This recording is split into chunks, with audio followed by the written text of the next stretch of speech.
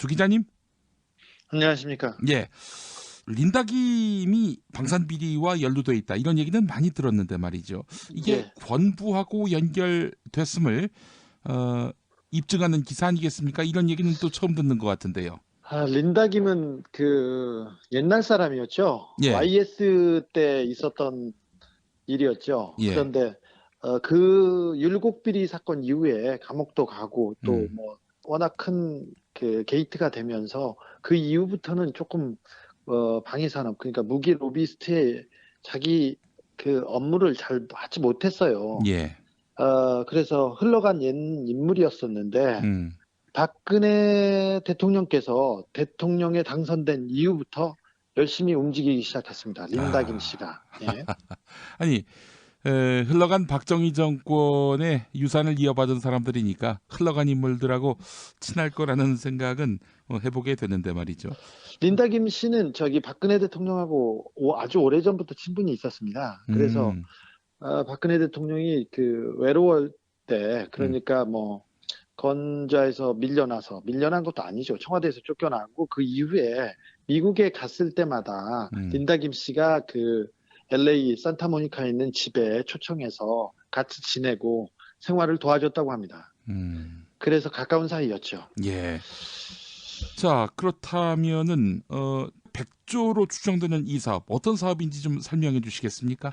항공기 얘기만 놓고 볼게요. 예. 항공기 얘기만 하면 그 최근에 로키드 마틴으로부터 정부가 사들인 그 무기가 항공기만 놓고 볼게요. 그는 KF-X 한국형 전투기가 있고요. 그다음에 KF-16 성능 개량 사업이 있고 음. 해상 초계기가 있고요. 예. 그다음에 차기 전투기가 있고 이런 식으로 해서 300여 대가 넘는 비행기를 음. 일괄적으로 로키드 마틴 제품을 삽니다. 음. 사는데 이게 그러니까 항공기를 사들인 최근에 사들인 그 사업비 규모가 4개 사업에서 27조 7,900억 정도 되는데, 음. 자, 한 사업당 KF-X, 그러니까 차세대 전투기입니다. 이게 스텔스기를 들여오는 겁니다. 스텔스기. 이 사업을 초기에 들여오는 돈만 8조 5천억이에요. 근데, 그거를 어, 비행단을 꾸리고 여러 이렇게 되면 그거는 10조에서 20조로 늘어날 겁니다. 8조 5천, 10조라고 보죠. 예. 10조짜리 전투기를 사는데 이 전투기는 사오지 않습니까? 그러면 유지 보수비가 더 많이 들어요. 그러니까 어. 스텔스기는 한번 가져오면 한 번 비행기를 뜨지 않습니까? 예. 그러면 내리면 다시 항공기에 칠을 해야 돼요. 그 레이더를 피하는 음. 칠을.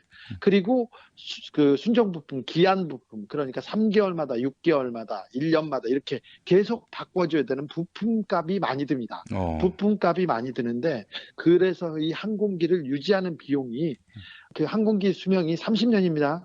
예. 30년 동안, 곱하기 2.8에서 4.8. 그러니까 3배에서 5배까지 더 들어요. 그러니까 어. 10조짜리 전투기가 아니라, 음. 그러니까 30조, 아. 30조에서 50조가 더 드는 사업입니다. 그러니까 음. 10조짜리가 아니라 40조, 60조 이렇게 들어가는 돈입니다. 한 사업에서. 음. 그러니 저희가 뭐 30조라고 하죠. 저기 유지 보수비가 30년 동안. 음.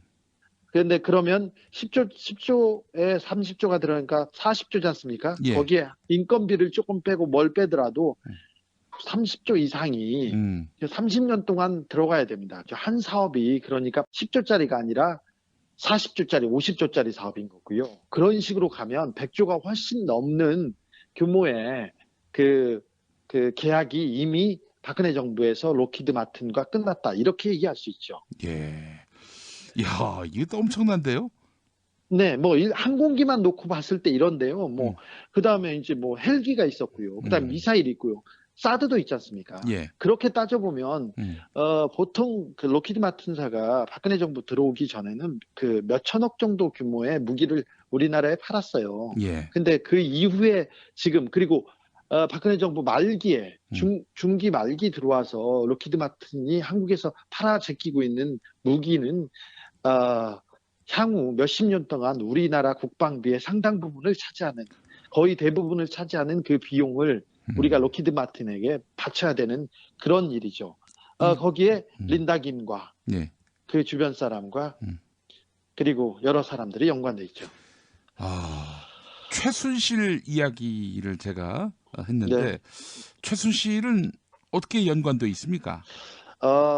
사실 그 로키드 마틴과 그 박근혜 정부가 연결되는 데는 처음에는 린다 김 씨가 연결이 돼 있었어요. 예, 예. 린다 김 씨가 인수위 시절부터 그 박근혜 대통령한테 자주 왔고요. 그리고 청와대를 자주 드나들었습니다.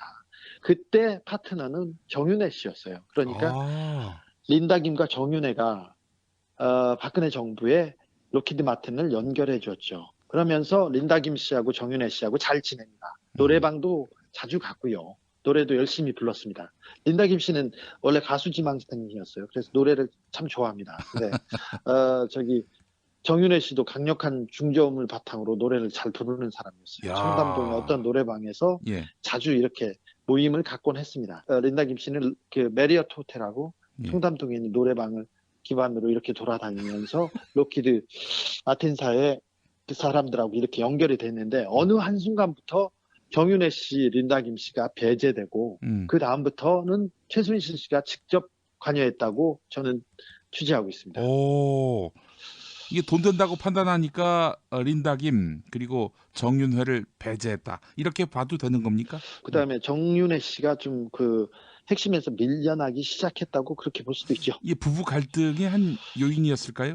아니요, 부부 갈등은 아니었고요. 제가 알기로는 정윤회 씨가 음. 심부름을 하는데 돈 심부름을 하는데 네. 다른 데서 약간의 삥땅 사건이 있어서 거기에서 미움을 샀다고 들었어요. 예, 사실 예. 그 정윤회 씨는 저기 최순실 씨한테 예. 큰 소리를 못 내고 옆에서 가만히 서 있는 역할이거든요. 예. 그런데 그런 부분이 있었습니다. 그 최순실 씨가 만약에 이걸로 이득을 봤다면 결국 중개료일 텐데 얼마나 건너갔을 거라고 보세요? 무기중개상한테 그 중개료가 커미션이 정해져 있겠지만 그 KFX 같은 경우는 보잉사로 넘어가는 사업이 갑자기 로키드 마틴으로 변경이 됩니다. 예. 이런 사업은 굉장히 그 커미션이 많겠죠. 예. 그리고 건마다 다르기 때문에 이거는 제가 얼마가 넘어갔다 이렇게 얘기할 수는 없고요. 아무튼 그 규모가 굉장히 큰 만큼 많은 돈이 움직였거나 아니면 움직일 것이라고는 그냥 예상하고 있습니다. 예. 대충 짐작은 하고 있고 그 좀 추적하고는 있으나 제가 그 돈의 규모를 얘기할 정도의 수준은 아직 안 됩니다. 어쨌든 챙기긴 챙겼다 이렇게 봐야 되겠죠? 아니 무슨 이게 공익 사업도 아니고요, 봉사 활동도 아니고요, 무기를 파는 사업이에요. 예. 예. 사실 로키드 마틴 하면은 사드 제작 회사 아닌가요? 네, 사드가 배치될 때 국방부에서 전혀 모르고 있었습니다. 외교부에서 전혀 모르고 있었고요. 그 장관은 뭐 저기 바지 뜯어져 가지고 백화점 갔잖아요. 그랬습니다. 그리고 저기 박근혜 대통령은 줄기차게 러시아와 중국에 사드는 없다고 얘기했었어요. 근데 갑자기 배치가 되고 국방부도 모르게 배치가 되고 청와대에서도 거의 모르고 어떤 사람만 알고 어떤 사람은 중간에 역할을 했습니다. 그 국방부 출신의 그 사람 김관진이라고 얘기 안 하시네. 누구요? 김관진이라고 왜 얘기 안 하시죠? 뭐 김관진이 아니라고도 얘기 안 했습니다만. 네. 그런데 거의 모르는 상태에서 급작스럽게 이렇게 결정이 됐는데요. 그 결정을 할 수 있는 사람은 거의 없습니다. 다른 사람은. 그리고 말할 수 있는 사람도 없고요. 그래서 모두가 짐작하는 그분 최순실 씨가 거의 주도적으로 급작스럽게 결정을 했다고 저는 보고 있습니다. 사드 배치 결정을 최순실이 했다? 네, 뭐 저는 그렇게 취재하고 있습니다. 예, 알겠습니다. 그쪽으로 저의 취재는 그쪽으로 계속 향하고 있습니다. 예. 사드와 이 사안이 결국 유관하다는 점까지 취재에 들어가셨다. 네네. 알겠습니다. 네. 자, 그렇다 하더라도 결국 최순실의 이득이 오롯이 최순실의 통장 주머니로만 갔을 것 같진 않다. 어느 정도 분배가 있지 않았겠는가?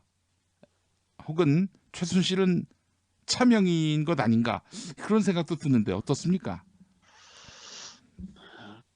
여기에서 거기까지 얘기하기는 좀 그렇고요. 그건 사적으로 만나서 얘기합시다. 아, 그 부인은 안 하시네요. 부인하지는 않았습니다. 네, 예, 예, 알겠습니다. 네, 네, 뭐 긍정도 안 하셨고, 네, 네, 예, 네. 예. 진실 규명 이게 그리고 수사 가능할까요?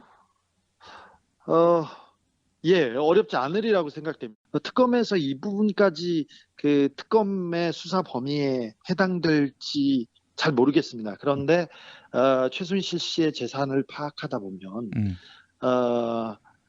그분의 재산도 나올 거고요. 그리고 같이 쓰고 같이 그 주물렀던 내용이 그 담겨 있기 때문에 거기서 쫓아가다 보면 어렵지 않게 발견할 수 있으리라고 저는 보고 있습니다. 예.